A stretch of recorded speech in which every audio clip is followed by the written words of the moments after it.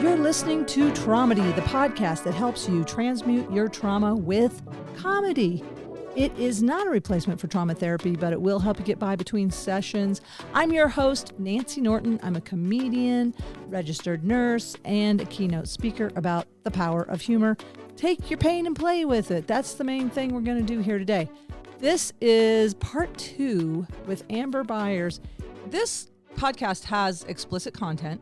I'm redoing this intro for this episode because I caught myself warning people that we're going to talk about vaginas as if that's something to be warned about. And I just realized that was reinforcing my own body shame about the most beautiful part of my anatomy in terms of potential pleasure it brings, babies it could have brought. I personally could not birth any live children, but it's a beautiful thing. The birth canal. If you are here listening to this, you probably came through the birth canal. At least something went in the birth canal to make you. Let's give it up for the birth canal. All right, give it up for vaginas, everybody.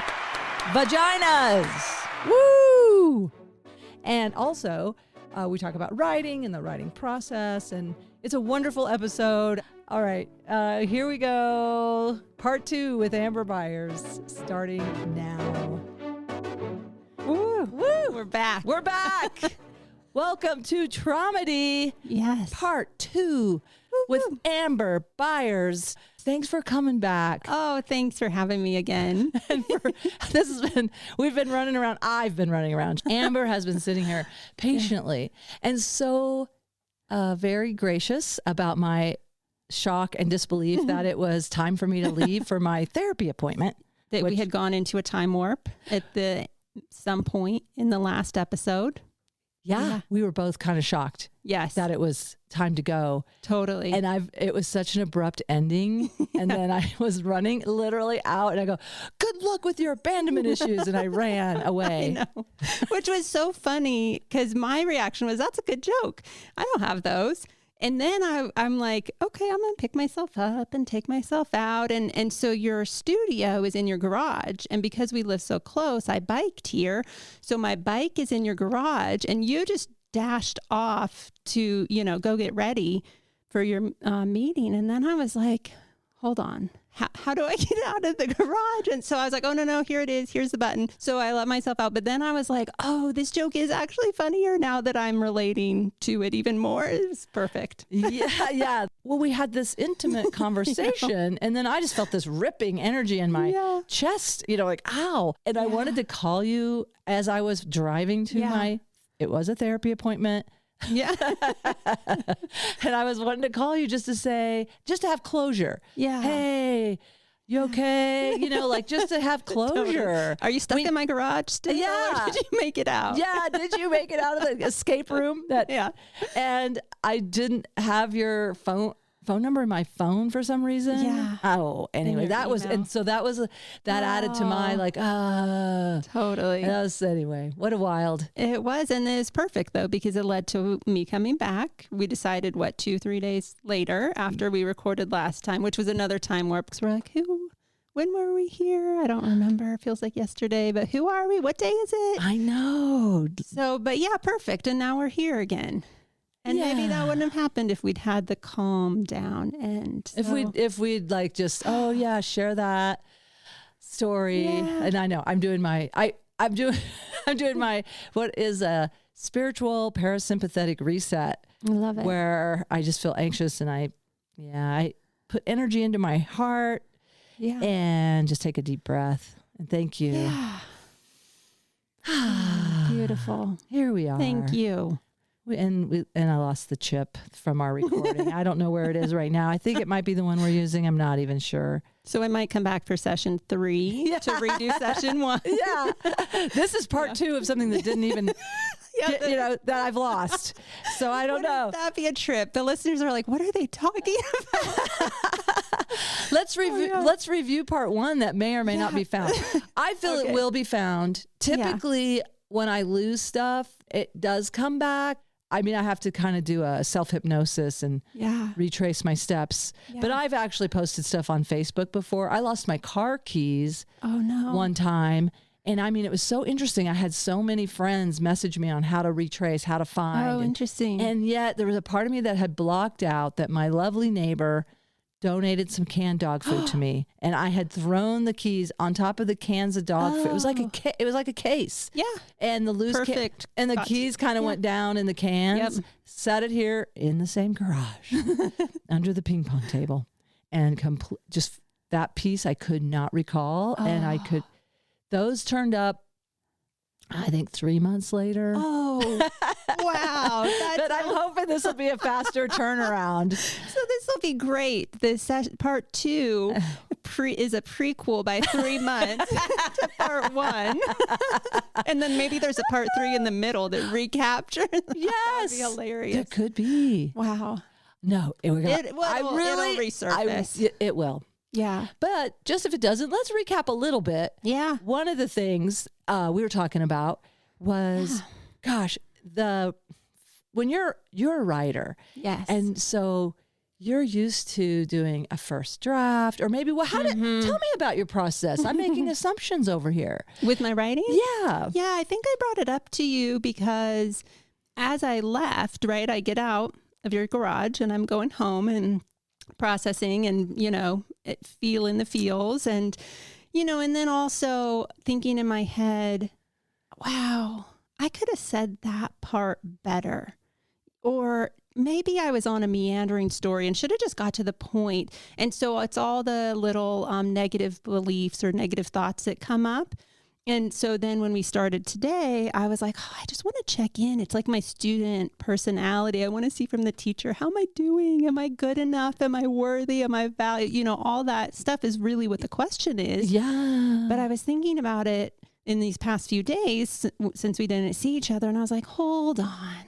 I can answer that for myself, but then when I did sit down, I was like, hey, just because this is your show and your podcast, was there anything that you wanted more of or less of, or, we have the opportunity to talk again. And so it came up because I gave you an example of when we were talking about gender, and I try not to repeat stereotypes. And I was talking about my hair and how that impacts gender expression. And then I was like, I wonder if that was conveying the stereotype, because I think we pick up on stereotypes, even if it's hey, here's that stereotype and we're coming over here. Yeah, you know what I mean? Of course. Yeah. And how can it not be imprinted and all interwoven with the language and our belief systems? Because even if we are learning and unlearning, there's still, like you say, the baseline of the collective belief of this culture, right. That we are, I can't remember where we left off because I haven't listened to it because I can't find the chip unless it's this one. And I appreciate that you asked, first of all, and then I had to come out to you as a non-teacher and as a peer. Yeah. And even though I'm the host in quotes, and I am, but I feel like, honestly, higher power is the host. Yes. Is that too much out there? Because no, I love that. I actually feel higher power has asked me to do this as part of, just my healing and offering, and I can't explain it, but I turn it over to higher power. Beautiful. And I do the legwork it just feels divinely guided. Every person that has come, I can't explain it, but it just feels like the perfect guest at that time. Each week. It's wild to me, and I can't take credit. So I love the peer-to-peer sharing here. For sure. We don't have to be, I backed off my microphone. We don't have to be perfect. It's okay it's okay to back off the microphone now and then and make whatever. It doesn't even have to be called a mistake or less than or anything. And you pointed out when I brought this up, you were like, because we had talked about me being a perfectionist and that perfectionism makes me feel safe. Yeah. And so you gave me an aha moment before we started recording today, like, imperfection can be safe too. Yeah. And now that you bring in the higher power, I'm like, that's so beautiful and so humbling. Like, who am I to say I should have told that story differently? It came out the way it came out because that was the way it was meant to come out. And I just love that so much. Thank you. I do too. I do my little butterfly hug sometimes because it's like, it's me hugging myself, but also sort of when you say you had an aha moment, that it's a gift to me and it validates, it just validates intuition. And again, that I don't take credit. I just love like trusting this process and then being just, that's why I said, let's share that because so many people are paralyzed. I'm paralyzed by perfectionism. And let me tell you the truth, you know, I edit this. I try to make myself look better than I am because I have this ADHD and I do tell stories that I'm like, maybe I shouldn't have said that. So maybe that's why we can't find it. It's like, you can't edit right now from the universe. We'll give it back to you when you've gotten over this little insecurity. Well, and that's where eventually I think I want this to be more just a live, raw. Because the authentic share, I think, is palpable. Yes. And it really is. And part of me just doesn't want to waste people's time with my overshares. Or sometimes I share the same story. It's like, I think I'm sharing the same story again. You have not met my mom. Okay. You remember she would tell the same stories so much that there was one story she told repeatedly about something she had experienced, and her sister then adopted it as her own memory and told the story back to my mom saying, do you remember when I did this, whatever it was? And my mom was like, oh, interesting. Like, tell me about it. And she didn't even correct her. She just let her own her story because she told it so many times. Well, that's interesting too. How our stories, and I have that with people. If you share something with me and I picture it in my mind's eye, sometimes I'm like, was I there or did I just picture it? I get a little like, memory is a funny. It is. It's a funny thing. But I bet our bodies process it the same, whether it actually happened or not. That's a good point because Wendy Friesen, who's the hypnotherapist, one way of manifesting is to create memories in the future. So you create the memory, your brain doesn't know the difference. And then again, I do believe again in higher power. So I think we co-create with the loving universe. And hey, man, I think the universe really wants to give us what we want. Yeah, so totally. That's where it's so helpful to let go of some of my inner critic voices so that I'm not putting that out, like the fears out more than the desires. Yeah. Oh, that's huge. Good talk. Oh, thanks. I'm going to take a sip. Thank you. We were looking at our, we have a little table between us. We have comfort drinks. With how many drinks? 5 drinks between the two of us. But you brought some. I brought some. Some are just extra. Just floating around. Have a sip of tea. What's funny is there was a study that gave people like milkshakes. And half the group, they said, this is like a milkshake from a diner or whatever. And half the group, they said, it's a like healthy smoothie or something. And then they studied the people's bodily reactions, like their glucose level or whatever. And they responded differently. So the people who thought it was healthy, their body, like their blood sugar didn't get all wacky. And the people who thought it was super bad for them responded as if it was bad for them. I need more data points on that. So I wonder, so you're saying the glucose level, it spiked. And I could be making up glucose level, but that's what I think. Whatever the data point was, it's like it did something where it would tax your body in a bad way. Like, you're going to have an insulin spike and then you're going to instead. That's, and I believe it because, again, I keep going back to Wendy Friesen, but we talked about the biology of belief by Bruce Lipton, who said, I mean, gosh, there's people who have dissociative identity disorder. In some personalities have an allergy, and in another personality, they do not have the allergy. Wow. Like that's how strong our belief could be. So that's what it is. It's just what you believe. Yeah. And it was funny because my husband's response when I shared that, he's like, oh, great. All I have to do is tell myself this junk food is good for me. And I was like, wait. That's not why I told you this story. That's not the point. And he's like, sounds like the point to me. It's like, and now years later, I was like, all right, fine. That's funny. That sounds like I used to do diabetic teaching Yeah. as a nurse when I did home care visits in Hawaii. And in a lot of Polynesian culture, it's a status symbol to be large, to be big. Like that's the king. And this guy was a Samoan chief. Yeah. And I was trying to tell him he had to limit his banana intake, first of all. But if you Just tell bananas? them, well, there were but that was just one of the, like, here's how many bananas you could have, or here's how many. Okay. And in their living room was an entire like stock of bananas like that. But it wasn't just about the bananas, but it was anything I would say, like you could have a half a piece of bacon and then, That's a little amount of bacon. Isn't that's torture. That's like bacon torture. And I am a vegetarian, but I never argue. I never argue with the flavor of bacon. Yeah. Although I heard there's mushroom bacon out there that's so good right now. I want to try it. Vegetarian bacon? Yeah, I eat a lot of veggie, like tempeh bacon. Yeah. But this new one showing up in my Instagram reels. Yeah. It's an ad.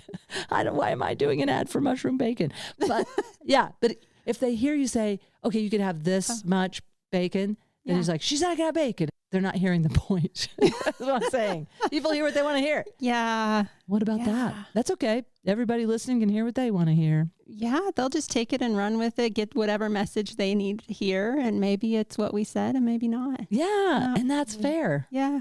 Everything, that is the thing. We put it out there, we express, but we can't control how people receive it. I know so many folks who are frozen in starting a project, or like me, I'm frozen on my memoir. That's something I want to work on with you and learn what are the steps and how can I do it?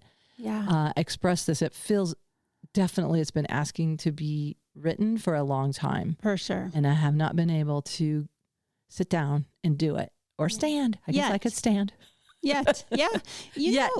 Yeah. And you know what? It doesn't also have to be just you, because maybe, I think it was Brene Brown talks about, she took the writing experience out of individual writing and, got a cabin for the weekend and invited a bunch of friends and said, you're going to sit there and take notes while I tell you these stories. I love that too. And now that we have Descript or whatever these voice to text, I started trying to write it on voice to text to see if that would help in the transcription piece. Right. Although I love writing longhand because there's something for me, the mind-body connection. I have a flow. That's probably how you learned, right? Or the bulk of your time writing is pen. Yeah, but I just find there's something that is a direct connection that way, but also spoken, obviously. Yeah. So So talking about that, and I know we're what we kind of cut off on was something about your medical or physical condition. So but before I know this one, I wanted to tell the listener, we are going to get to it because I know that's what we left as the cliffhanger on part one. But is it okay to? Yeah. One other thing about, I just answered yes, and I don't even know what you're asking. I didn't finish my sentence. I wanted to go back and ask what your writing process is because I think there's so many people that have a book in them or a story. I mean, would you feel like sharing your process? Yeah, totally. So I'm writing 6 different books at the moment.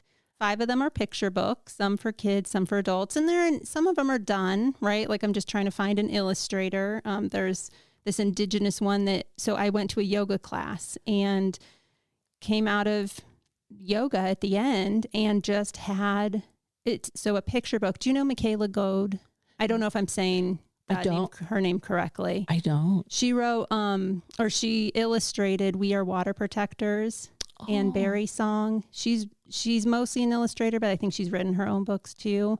So anyway, fabulous indigenous illustrator, and I want to check her out. So good. We'll put go that to the in library and go to the library, Nancy. And what about? Should we put that in the show links too? Okay. Yeah. I'll just have like a huge bibliography of books. You could just read all these, or just go to your library. Go to your local library. Yeah. So anyway, I finished a yoga session, and I had these lines of a story that just came to me, and so I put them I text to myself, or I have a notes app, or usually it's a text because a notes app like just disappears into wherever, but the text, then it'll come back to me. So I just wrote the whole thing, a few lines. It's not very big, And now I'm like, well, now I just want to figure out. I've reached out to her and her agent through her website, and I'm not getting a response. And so I'm like, I don't even know if this is me pitching a project, because my book what I've published in the past has been self-published. So I have zero experience with the traditional publishing. So I'm like, am I pitching something to you and you're going to illustrate it and take it? Or am I looking to hire you as a client because you're the illustrator and I'm paying you? I don't know how any of that works. Oh, okay.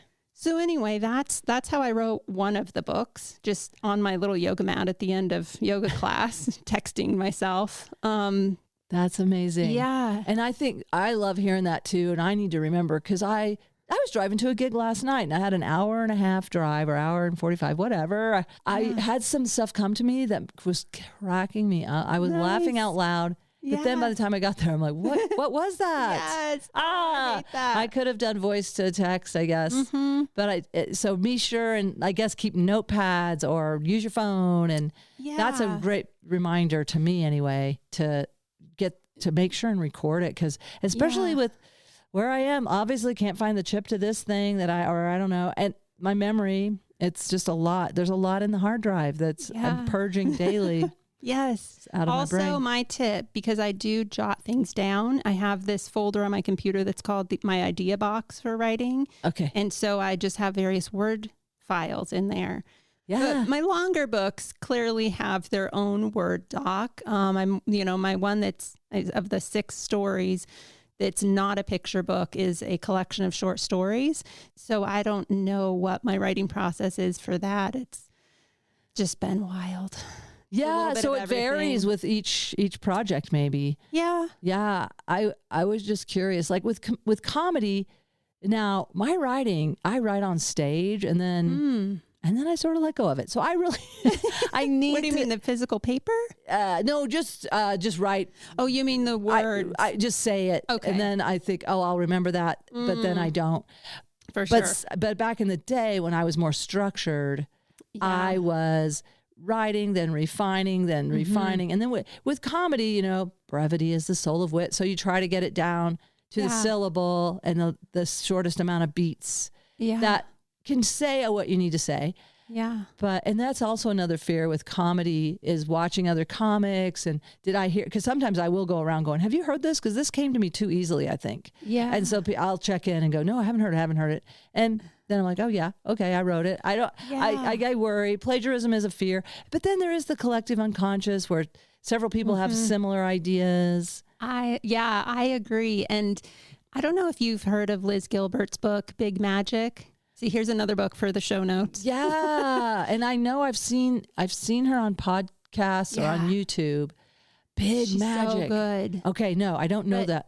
Yeah. Such a good one. She talks about ideas, and I cannot let go of this idea, because she had started a story and ended up needing to set it aside. Like, she went into research. She had tons of work. She poured herself into this, and then life went sideways for a couple years.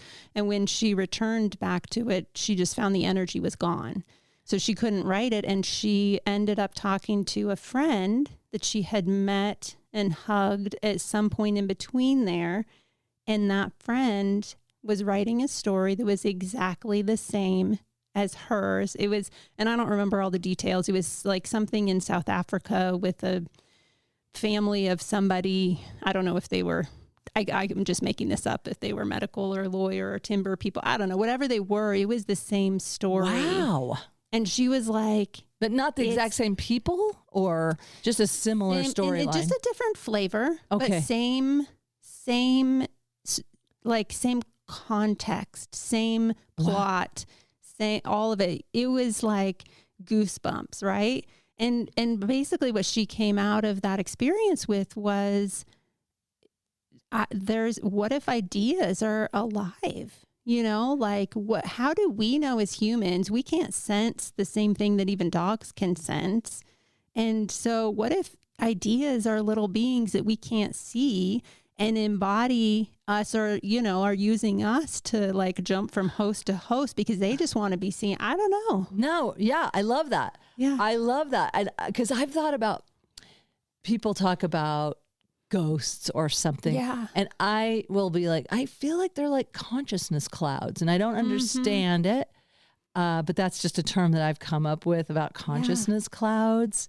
And I don't know if it's a reminiscent, like an aroma that's left behind, and there's the actual molecule. I don't know what's going on a quantum physics level. Right. Or the collective, the ideas, like you say. I feel like sometimes higher power is asking for someone to birth this on this earth plane. Yeah. And many people can be birthing the same ideas at the same time.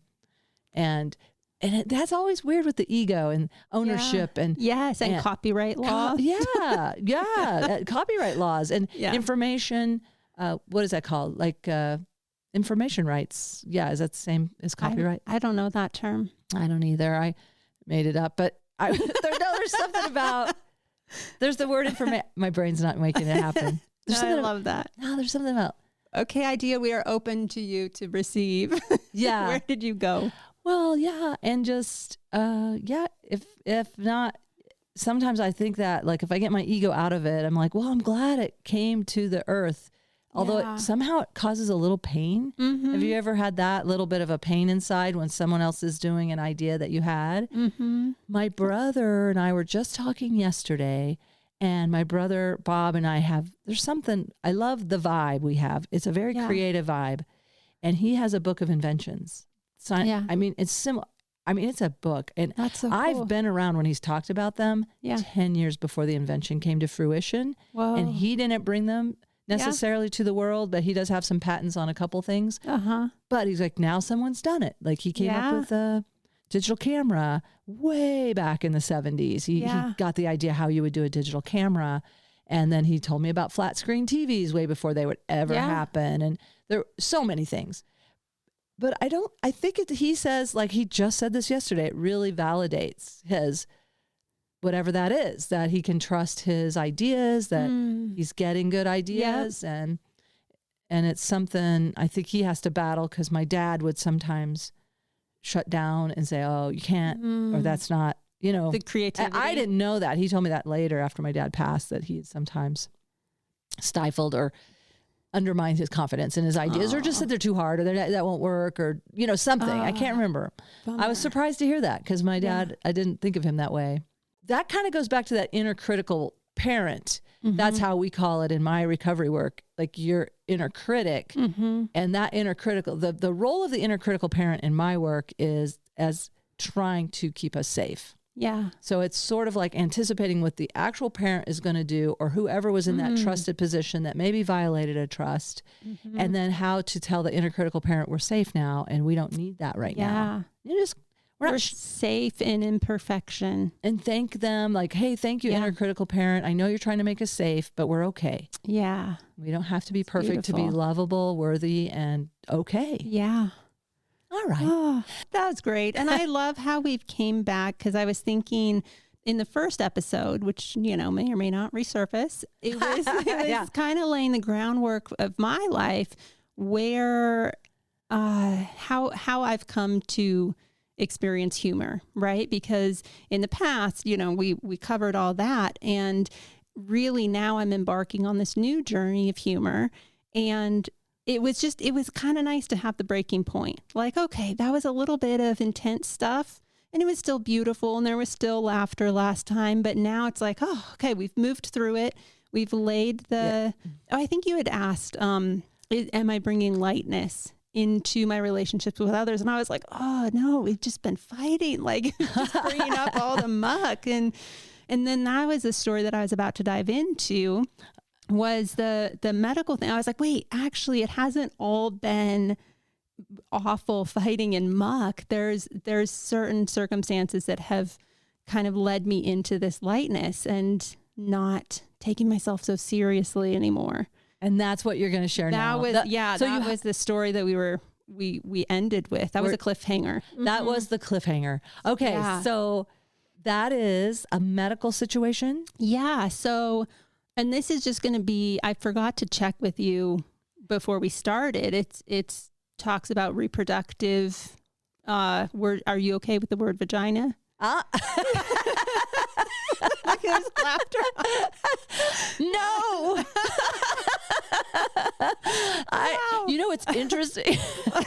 You're just bringing up some stuff about this because yes, I'll make myself okay with it. No, it is. No, yes. No, it's coming up is like, I remember walking home from school. You're bringing back a memory that I didn't know I had a vagina. Let me just say this. Yeah, a lot of people I was so oblivious to the fact I didn't even know what a vagina was. Mm-hmm. And somehow the boys had health class in 6th grade. I think it was 6th grade.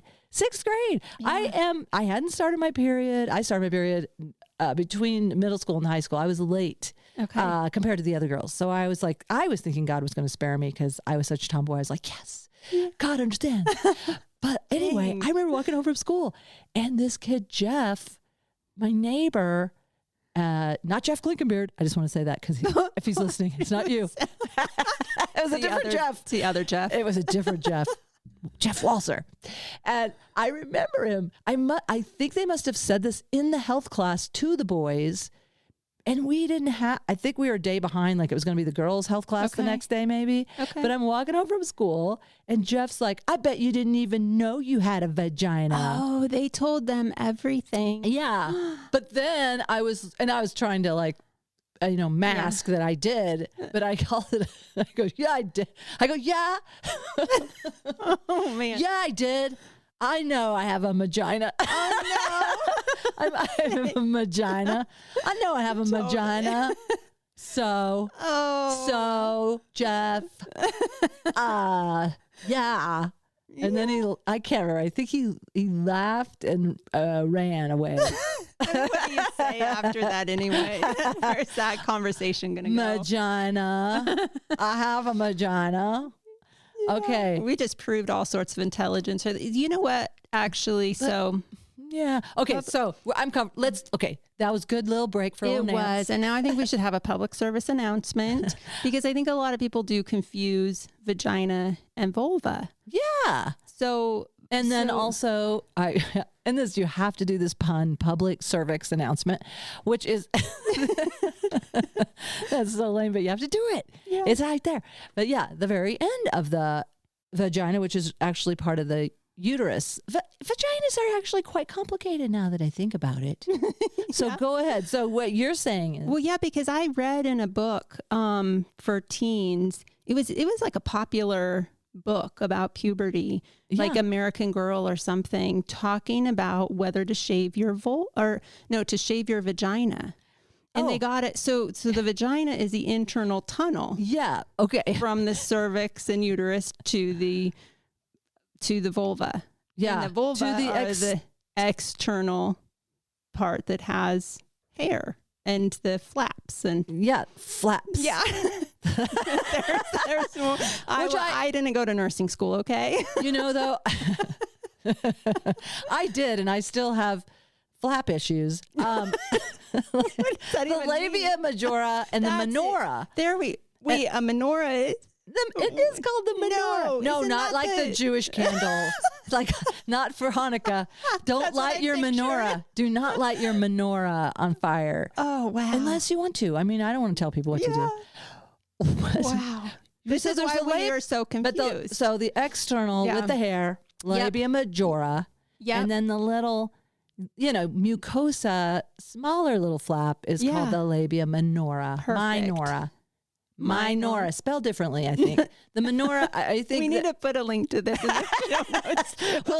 We'll draw some pictures. Here's your candles for Hanukkah, and here's your candles for your vulva. They're whatever size you like. Yeah, but and then here's fun. Here's fun. Vaginal atrophy is a fun thing after menopause. Okay. And loss of hair. So I was just talking to my friend Stephanie, episode 2.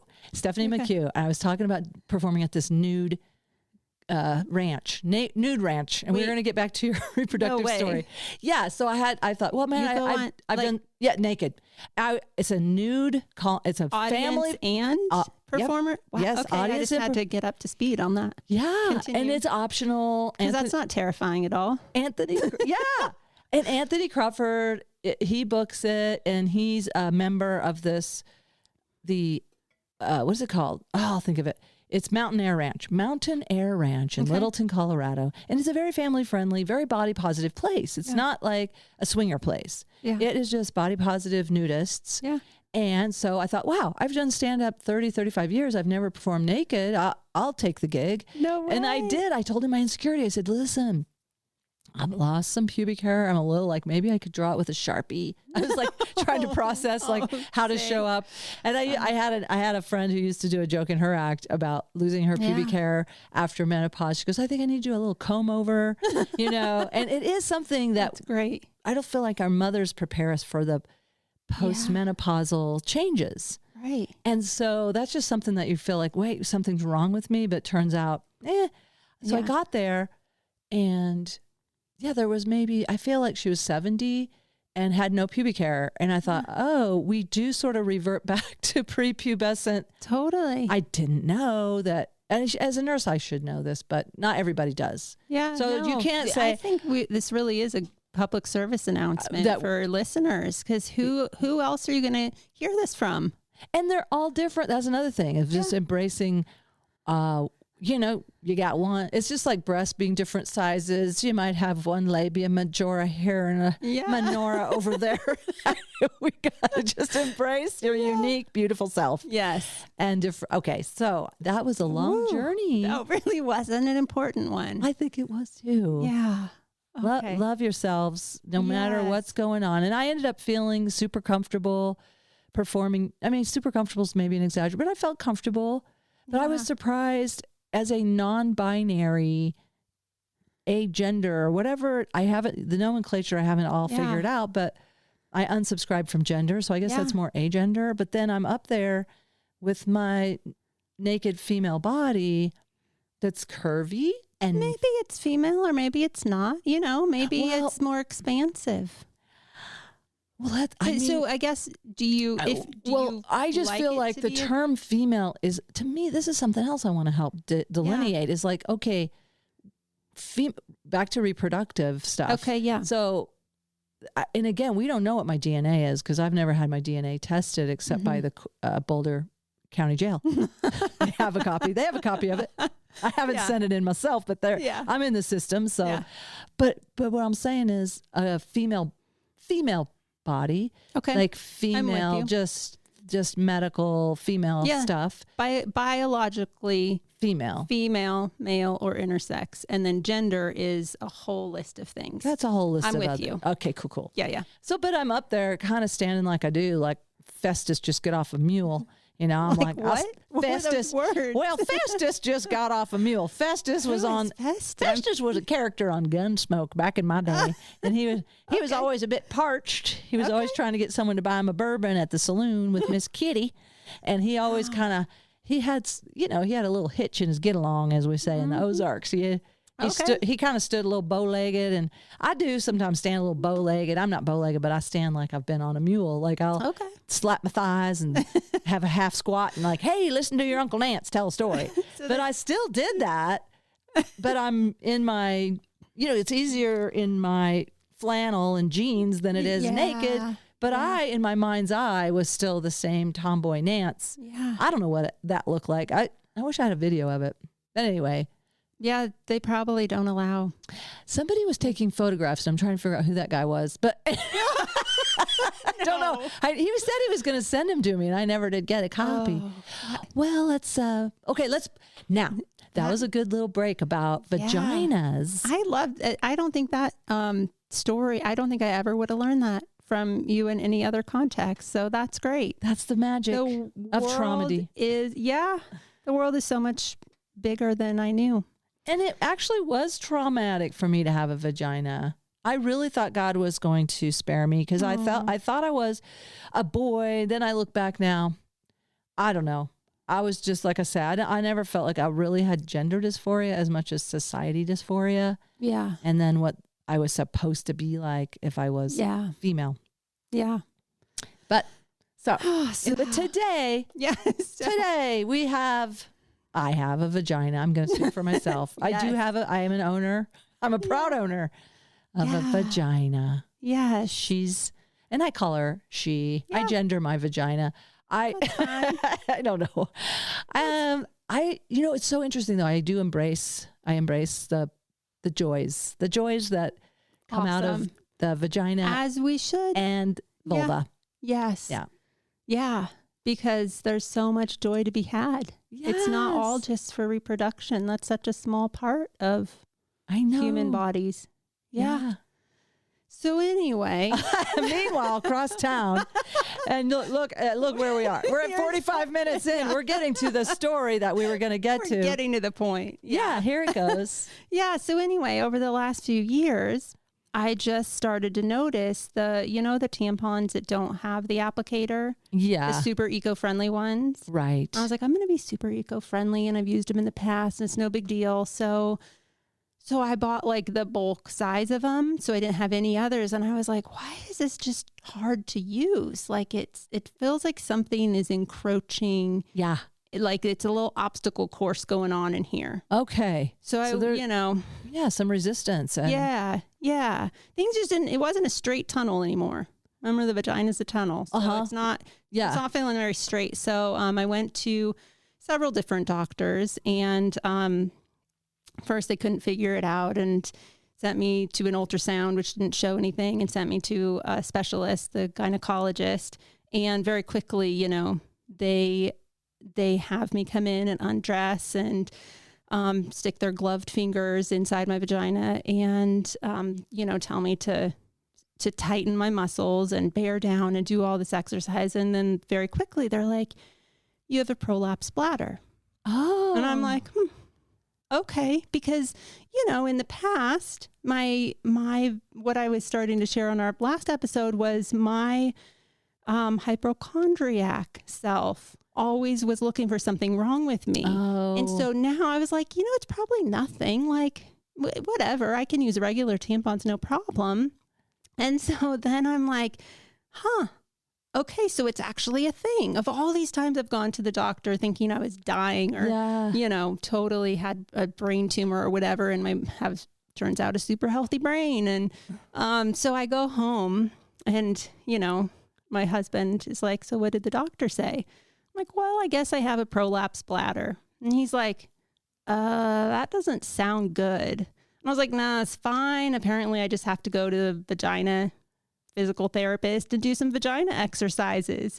And he's like, there's a little pause in the conversation, right? And he's like, is that a thing? And I was like, yeah, I'm pretty sure, based on what I just went through, somebody puts their fingers up your vagina and tells you to squeeze. And then there's like a longer pause. Like, okay, are we sure this is it? I was like, maybe, like, he's just kind of like, you can see the wheel spinning. He's questioning like, okay, maybe you should do that. And then I was like, I'm kind of done with doctors. Like, I'm embracing my own innate wisdom. Do I really want to go spend the time and money on this? And maybe we just do it at home. I don't know. Yeah. Get the home gym. Yeah. The vagina home gym. Well, yeah, and I'm like, maybe my husband can help. Right. Well, he's like, does it have to be a finger? This is great. It's like, I don't know. So I started Googling vagina PT. And I'm like, yeah, I think they're pretty, like, you have to go to school for this stuff. It sounds pretty legit. I don't know. So then, yeah, that's how. But can there be some on-job training where he can learn how to do, and you could do it together? I mean, because that would be very intimate. Yeah. I do have a friend who's a pelvic floor physical therapist. I think that's what they're actually called. How did it go with so it's a pelvic floor PT that because it's so I think they call it themselves pelvic floor PT because it's anybody who has a pelvis, I guess. Right. So they don't limit it to just people who have a vagina. If you've got weak pelvic muscles anywhere, if you're male or female, born male or female, or you can go to these anything in between specialists and tighten it up. So that's so cool. So did you do it? So I went twice, and they want you to do, like, a lot of PT is like, do 6 weeks back to back. And then each time you go, they're like, here's 3 different exercises, do 10 sets of each every single day. Oh, it's so a that's lot. like 30 exercises, which is like, I don't know if you can wiggle your ears, but it's like a really fine-tuned muscle that can be really difficult, right? You're trying to wiggle your ears right now, aren't you? Yeah, I know. yeah. I'm like, can I? I don't think I can. I can't. I'm not one of those people that can do that. I can't. My and I husband do know what taught you mean. himself. Oh, he did? Yeah. I don't know how. He figured out how to connect his facial nerves. Yeah. That's great. That's an interesting thing. That shows a lot of neuroplasticity. Yeah. Well, so same. We can So have, anyway. and we can have, it is a neuroplasticity thing because if you're not tuned into your pelvic floor muscles, right, that in the Kegels and how to tighten and release. Was it a lot of tightening and releasing? It's a lot of tightening and releasing. It's different. It's Kegels, but like different lengths of time. Okay. And you like hold for 10 seconds and then completely release. Some of them are like as you stand up, as you sit down. Okay. Are you holding something in? Like, or like, are you holding on? Like, I knew a girl who she had those Benoit balls or something. Like she did exercises where she would turn these balls around. Like they were sort of the size, I don't know. But anyway, I'm doing this. I don't know what size. They're smaller than golf balls, I believe. But she would put those in and like she would do this thing with her vagina where she could. Wow. That's a much higher level than I ever got. And we saw Priscilla, Queen of the Desert, where they're shooting ping pong balls. I did not see that. And if you've been to the Philippines, I mean, I entertained on some USO tours. And then these men would look at me like, how boring. This female cannot drop quarters one at a time out of her vagina. Like there are women who have, it's almost like belly dancing when you think about how they have fine-tuned all those muscles. They do not need to go to the vagina exercise. No, but they have got it. There are women that will slice bananas, that will drop quarters one at a time. Like it's a vagina show. It's the vagina show. For real, the vagina show. Like they have that kind of idea. Oh, there's these people that have so much. Like they probably practice like 200 times a day. Probably like vagina ventriloquists. Yeah. Wow. Wow. So there are people that but most of us are not walking around going, what can my vagina do? Right. So you don't think about it until your bladder starts to prolapse in and you're like, where is that coming from? And there's a pelvic floor muscle that holds your bladder up. Yeah. Everything. It's you think about it, right? Because the vagina is a tunnel. It's just air. Yeah, it's just soft mucus. I mean, mucous membrane. Sorry, mucous membrane. Yeah. It's just like the inside of your mouth or whatever. Right. So that's strong. And if it's, over time and gravity. Wear and tear. Wear and tear. Yep. You've birthed babies and whatever. Whatever you've done in your spare time is not my business. Yeah. So anyway, I'm like, okay, this is something that, it's a habit that they want you to build in, but they don't like ease you into it like most PTs. They just expect that. And maybe, I don't know, does everybody else go to the PT and then go back the following week and tell them the truth? That do they say like, oh yeah, everything went great. I totally did 900 exercises. But so I went on like a Wednesday. And I was like, okay, I got this. I did one day on like Friday, and I was thinking I was ahead of the game.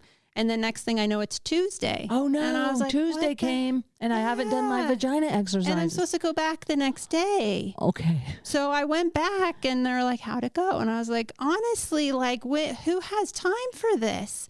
So then I'm like, okay, let me ask you this: is this like a 6-week commitment, and I just gotta commit and say this is what I'm going to do, put everything else to the side, and then I'm done for the rest of my life? Or is this kind of like a lifelong commitment? And the doctor said, it's a lifelong commitment, but here's the reasons why you wanted blah, blah, blah, commit to it now. And I was like, you know what? Mine was a really mild case. I cannot do vagina boot camp right now. Thank you. I will put this in my pocket for later. And like, maybe one exercise a month new. Right. On. I don't know. I also was really hungry before I went to the appointment. So I was just like, I can't. You're crabby. Like, this is ridiculous. Yes. I mean, that is a big commitment to take care of your vagina. Now, I know they taught us, you've heard about I know it's more than just Kegels or Kegels. Some people say Kegels, but like I always say, like, I mean, we can do it sitting here in our chair, or you can do it sitting in your car, or that's the cool thing about Kegels. You can do them waiting in the line at the bank, but then that's just squeezing. And then the other thing they always say to do is like start to pee and then try and stop. Oh, Have you ever tried that? Like that level? Oh, well. I mean, that's just something I remember people saying, like, that's one way to keep your tone in your pelvic floor. Yeah. And I have failed that. I thought that's bad. But now I'm kind of wanting to stop peeing in the middle. Oh, I don't know. It was just an exercise. So, hey, listen, as a nurse, I am not telling what it was bad because but then you go ahead and pee. You don't leave. Right. You don't pull your pants up and walk away. You stay and you stay there. Finish the job. You do. You finish Just make it super wildly uncomfortable. Yeah, so you don't enjoy peeing anymore. Don't enjoy just peeing, like, because it's such a nice relief. It's one of the simple pleasures. No, now we're going to ruin it. Ruin one of your simple pleasures. Why? Now you make that work. Yeah, and then you're super excited to do that again. Yeah. But I caught myself Googling anal tone the other day. Oh, man. This is a true story because I'm like, what is going on? I always hear comedians joking about getting older and sounding like their grandpa passing gas. Like there's a different tone and sound.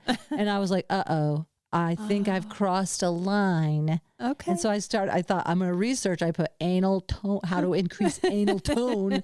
And not just so that I can have nicer sounding flatulence, but it is it's ridiculous. I was like, wow, so maybe I need to do something. I think I might need to do pelvic floor therapy. You're inspiring me actually, because there you go. I think I might. I don't know if I'll be able to stick with it either, because I went to vision therapy for this lazy eye. Yeah. And I loved my vision therapist, and we worked together for months, and I started bringing my eye in. This was after a surgery, and I wanted to keep it in. But then it was 20 minutes a day. Yeah. Every day. And then one variable kicked after another, and, single mom in it. And I don't know. All of a sudden I got out of the habit. And all the other 5 things that people tell you is just 5-10 minutes a day. Yeah. Do your self-breast exam, do your Kegels, do your shoulders down. Yeah. And, and train your dog that needs repetitive things like 30 times a day. Oh, right. Like, we have to be great leaders for the pack. And relax. And remember to dust. And it does. And enjoy your life. And don't take yourself too seriously. But seriously, you should write this down and don't forget it. Yeah. There's like, yes. Oh, God. Yes. Stop. And remember, recycle whenever possible. Put your duster down. Stop dusting. Start loving yourself. We're doing our best. We're doing okay. And we are all right. We're okay. We are phenomenal. I just had to, even if our pelvis is a little loose, let's go with it. Absolutely. We are enough. Did you guys laugh a lot? You and your husband? We laughed so much. And I wrote another, this is one of my picture books, is because I was up in the middle of the night one night, right? So you're asking, what's my process for writing? I don't know. I just write when it comes to me. So I can't sleep one night, and it's right after this experience. And so I'm like, I'm just going to write down my thoughts about this. Yeah, beautiful idea. Yeah. And so the title of my book, I brought it because it's kind of long. I have to read it.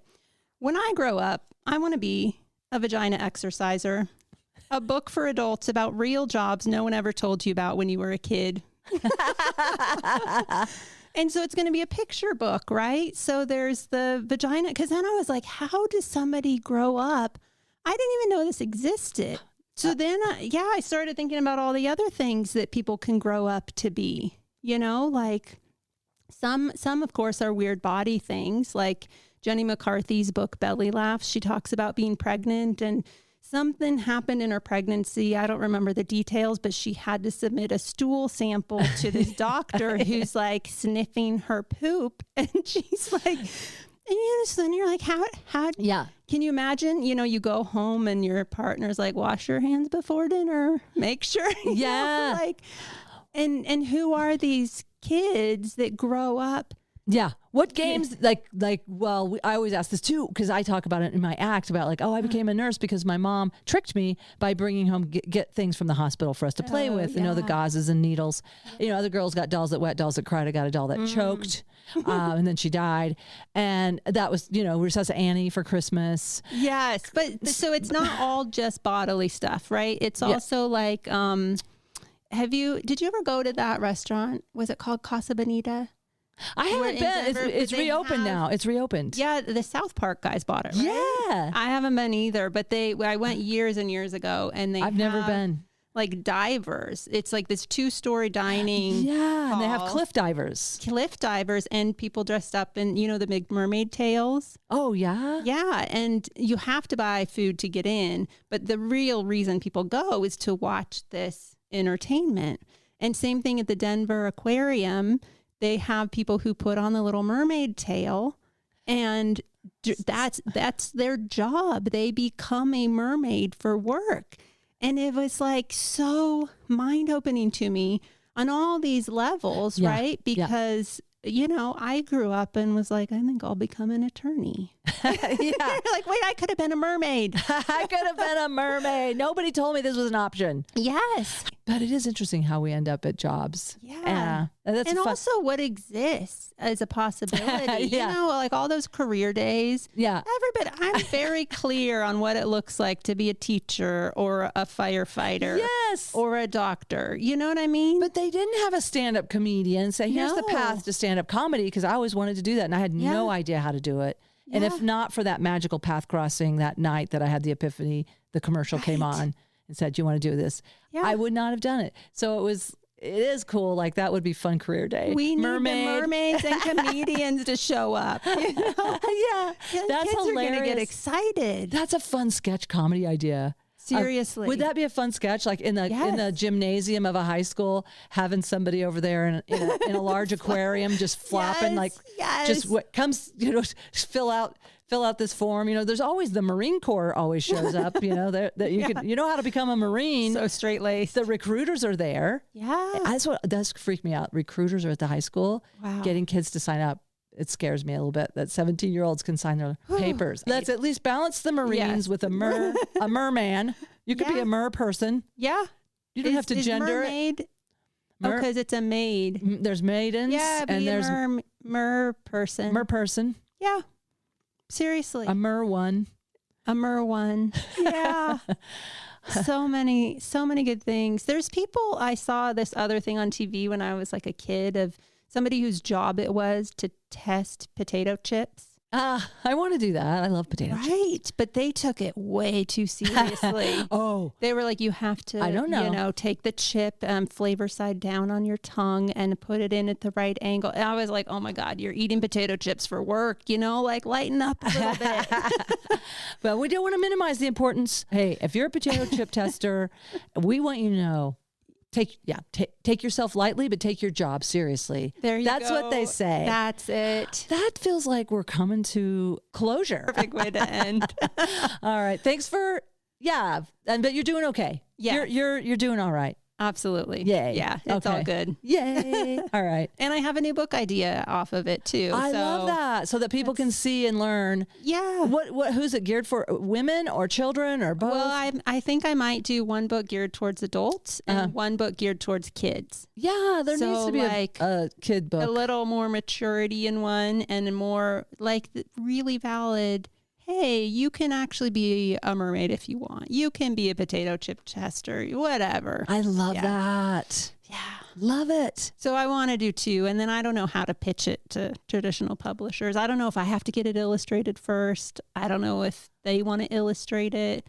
Well, if anyone's listening and you have information, because I have a lot of friends who have published books and I have friends who are illustrators, and I will see what happens. Beautiful. Maybe we'll send it out. Send it out to the loving universe. We'll connect you with the exact right thing. Yeah. Beautiful. Awesome. Thank you. All right. I would like to encourage our listeners to know you can be anything, and you can invent stuff. And also I wish I could find, and I got to find that interview with my grandma when I was in fourth grade. And she said, people think everything's already been invented, but it's just beginning. What are you going to invent, Nancy? Yeah. And so what are you going to invent out there? Amber, you're going to invent like the Gold's Gym for vaginas. I'm going to write the book about all the things is how I'm going to go. Oh, you're going to go? I'm going to figure out traditional publishing. So all right. How that works. Maybe someone out there, you want to have the 24/7 vagina gym that we could just walk in the middle of the night. Vagina Olympics. Vagina Olympics, Kegels. Yeah. Kegel is a sport. All right. I feel healed. And I feel like this helped me heal something from my 6th grade shame. Jeff, if you're out there, Jeff Walser. Probably Jeff's evolved too, and we've just released it all. Jeff, we all tried to get rid of our own discomfort by putting it on someone else. I don't really fault Jeff, and in fact, I would like to talk with him if he's out there. Can you imagine? That'd be wild. I hear from Jeff. Sorry. Guess what? If you want to make an amends, go ahead and call. Yeah. I owe so many people amends from 6th grade. I can't remember all the people I've said rude things to. But please be gentle with yourselves. Yeah. Be gentle with yourself, Amber. Everyone listening. Let's be gentle with ourselves. And absolutely. And our vaginas. And free. Yeah. Be free. Just let go of the shame. That's a beautiful part of your body. What would be a visual for letting go of shame? This is where I love when people say, put something in a pink hot air balloon. I mean, that's a nice color for a vagina. Is there any visual for releasing shame? Yeah. I love that image, though, of just releasing something to float up into the sky. Let it go to its higher place in the universe, be transmuted. That's the whole thing we do with trauma is transmute the pain into light and love. So for me, I'm gonna wish that for myself and others. Yes, absolutely. Woo. I think I'm with you. All beautiful. Right. Thank you so much. Thanks, Amber. Yeah. This was a nice, softer landing. It was. Thanks for bringing me back for either episode 1 or episode 2 to be determined. Yeah. Prequel. Yeah. All right. Thanks a lot. Peace and love. You bet. Peace and love.